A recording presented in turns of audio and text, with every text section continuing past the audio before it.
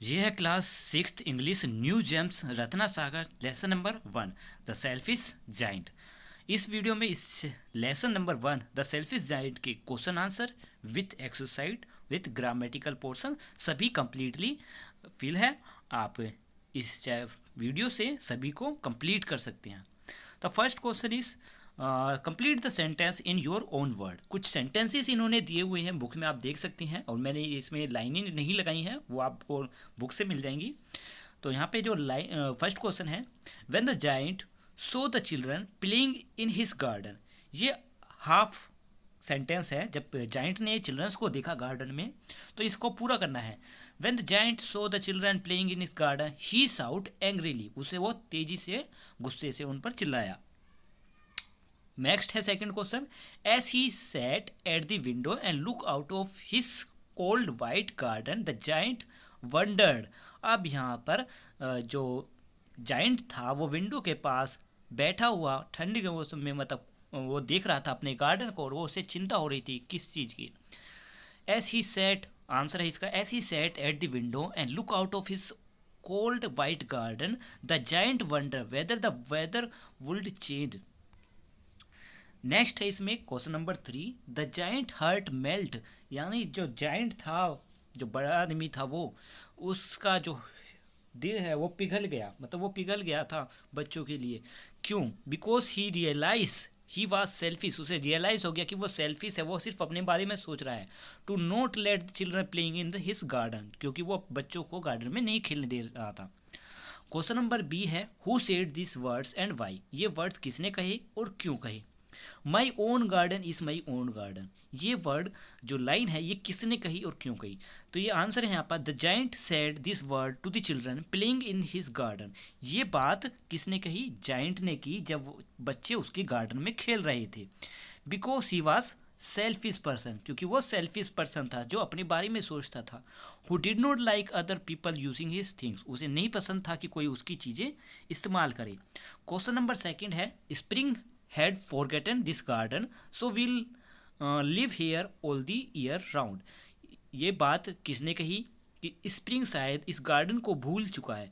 तो यहाँ पे इसका आंसर है, frost and snow said this word for although spring had arrived and all over the country flowers were blossoming and birds were chirping, the garden of the selfish wife still reeled under winter।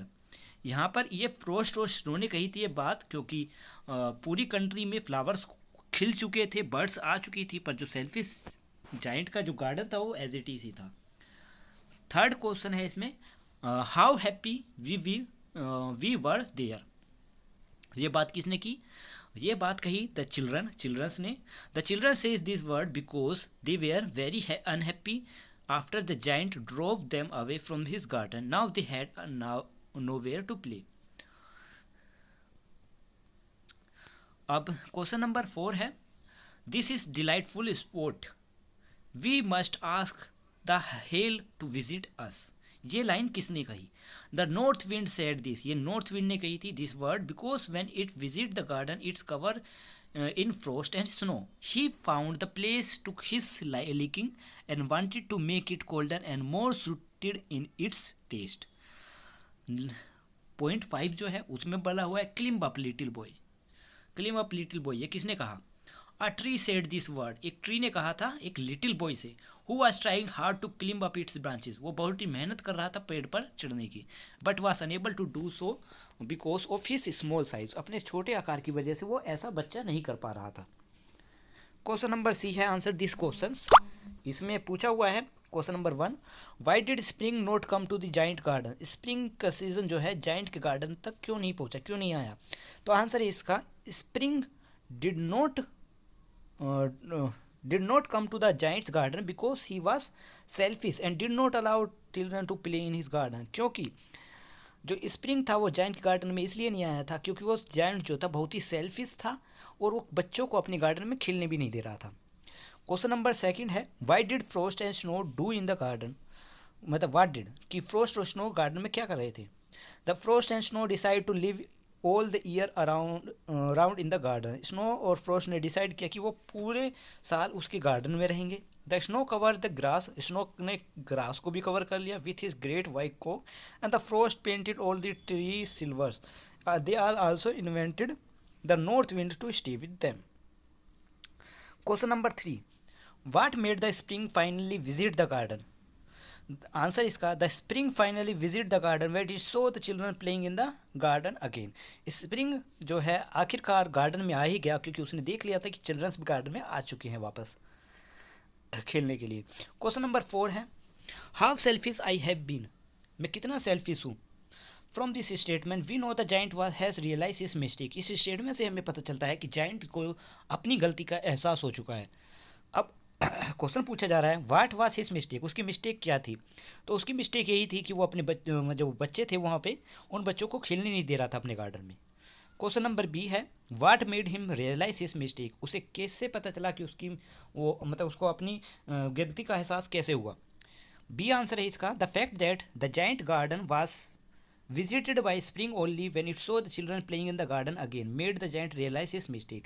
Giant को तब एहसास हुआ जब उसने बच्चों को दोबारा से अपने गार्डन में खेलते हुए देखा और स्प्रिंग का जो सीजन था वो वापस आ चुका था। क्वेश्चन नंबर 5 है, how do we know that the giant sincerely felt sorry for his action. आपको कैसे लगता है, हमें कैसे लगेगा, मतलब हमें कैसे पता चला कि जाइंट को जो है आखिरकार अपनी गलती का एहसास हुआ, उसे बुरा फील हुआ, सॉरी फील किया था उसने। आंसर है इसमें, we know that the giant sincerely feel sorry for his action as he knocked down the wall of his garden and told the children it was their garden. कि ये कैसे पता चलता है, क्योंकि जाइंट ने क्या किया था, उसने जो उसकी गार्डन की जो दीवारें थी उनको तोड़ दिया था और बच्चों से कह दिया था अब उनके लिए ये गार्डन उन्हीं का है, बच्चों का, वो यहाँ पे हमेशा के लिए खेल सकते हैं।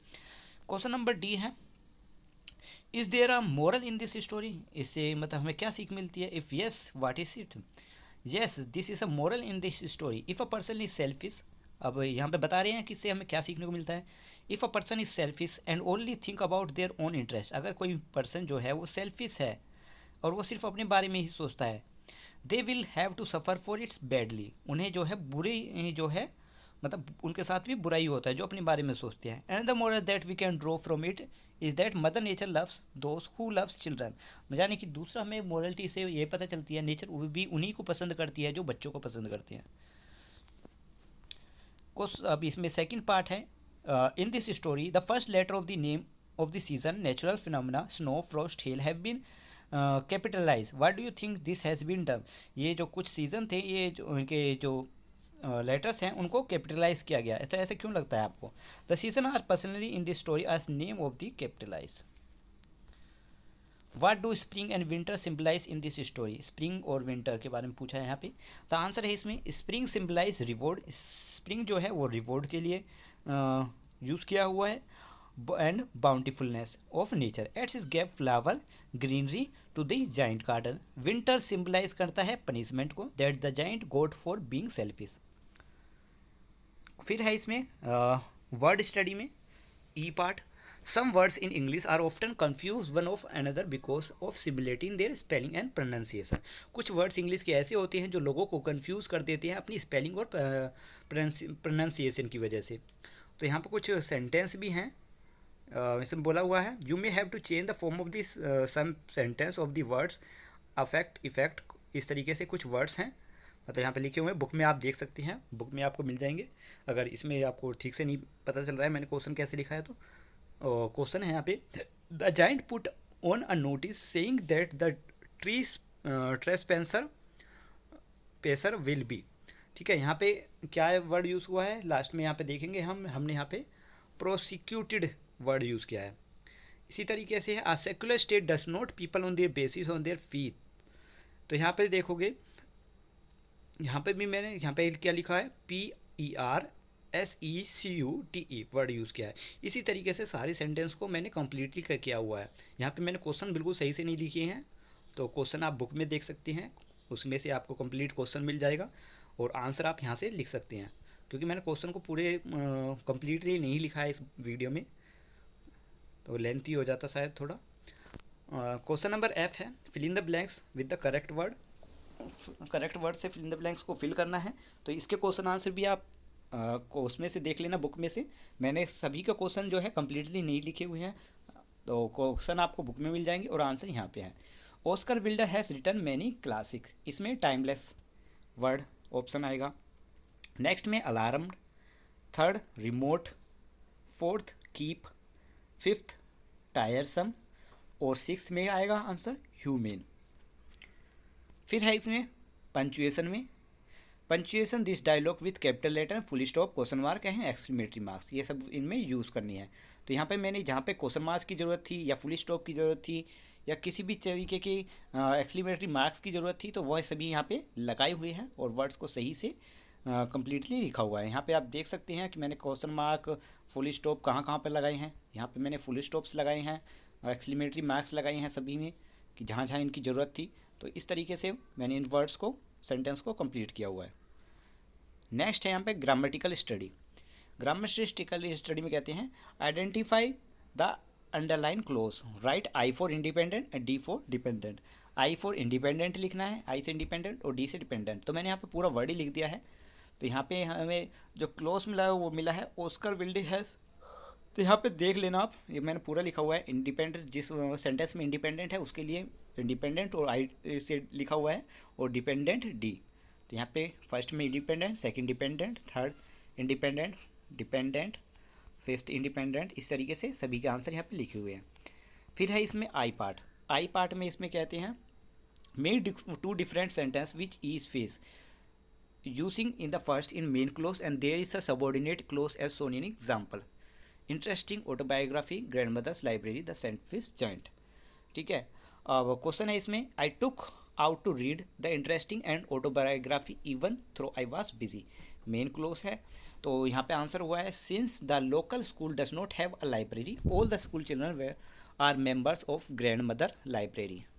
ठीक है, तो यहाँ पे मैं सभी के आंसर दिखाई देता हूँ। फिर लो, यहाँ पे ये फर्स्ट का आंसर है और ये सेकंड का आंसर। अब इस सेकंड के जब ये आंसर कंप्लीट हो जाता है फिर आते हैं इसमें कम्युनिकेशन स्किल में। कम्युनिकेशन स्किल में एक जे पार्ट है लिसनिंग में।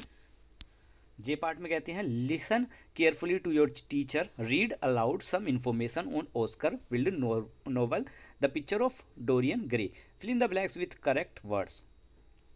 यहाँ पे भी इसमें कुछ फिल इन द ब्लैंक्स थे तो यहाँ पे मैंने लाइनें नहीं बनाई हुई हैं क्वेश्चन में। बुक में क्वेश्चन देख लिएगा और आंसर यहाँ पे आपको मिल जाएंगे।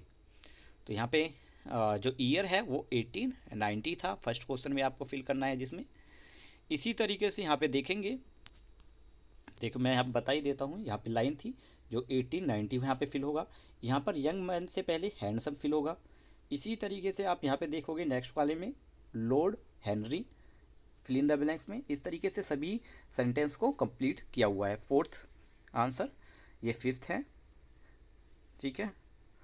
और sixth Dorian wishes he never became old. ठीक है, तो इस तरीके से फिल इन द ब्लैंक्स को यहाँ पे फिल इन द ब्लैंक्स यहाँ पे सभी आंसर दिए हुए हैं, यहाँ से आप फिल कर सकते हो। नेक्स्ट है इसमें राइटिंग पोर्शन। राइटिंग पोर्शन में कहते हैं one often keep a diary to record the event in one's life, imagine you are the giant, write a diary entry for the day when you realize your mistake, knock down the wall, welcome back the children into your garden. तो यानी कि ये पूरी story पे ही base है ये diary. मतलब story, ये जाइंट की जो स्टोरी थी उसके हिसाब से आपको मान लेना है, इमेजिन करना है कि आप ही जाइंट हैं और आपको एक डायरी एंट्री करनी है आपके बारे में कि कैसे कैसे सब कुछ हुआ था। तो यहाँ पे डायरी भी लिखी हुई है सभी के, ये पूरा पैराग्राफ मैंने यहाँ पे लिख दिया है डियर डायरी करके, और यहाँ से पैराग्राफ स्टार्ट होता है। और यहाँ पे आप सभी को देख सकते हैं आंसर को। मैं धीरे धीरे इसको प्ले करता हूँ।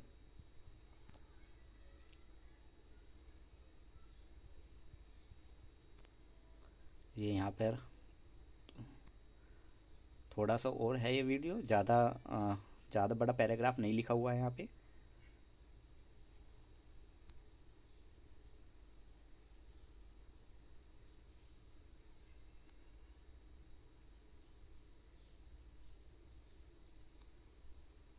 आप वीडियो को स्टॉप करके भी देख सकते हैं। वीडियो को स्टॉप कर लेना अगर आपको थोड़ा लग रहा है कि मैं ज़्यादा जल्दी से वीडियो को प्ले कर रहा हूँ, तो आप वीडियो को स्टॉप करके भी इस पैराग्राफ को कम्प्लीटली लिख सकते हैं। ठीक है, और जैसे कि ये चैप्टर यहाँ पे ख़त्म होता है तो प्लीज़ एक लाइक ज़रूर कर दिएगा और सब्सक्राइब भी। और अगर आपको वीडियो अच्छी लगी है तो प्लीज़ कमेंट भी कर दिया। And thank you for watching and have a nice day.